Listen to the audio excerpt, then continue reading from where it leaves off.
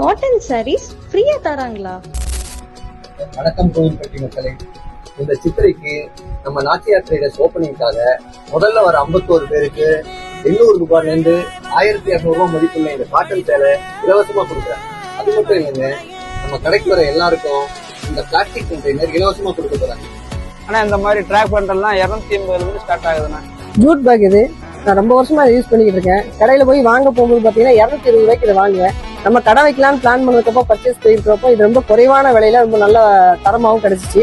நம்ம கடையில இது 110 ரூபாய்க்கு கொடுக்குறோம். எல்லா வகையான பொம்மையும் கம்மியான ரேட்டில் கிடைக்கும்.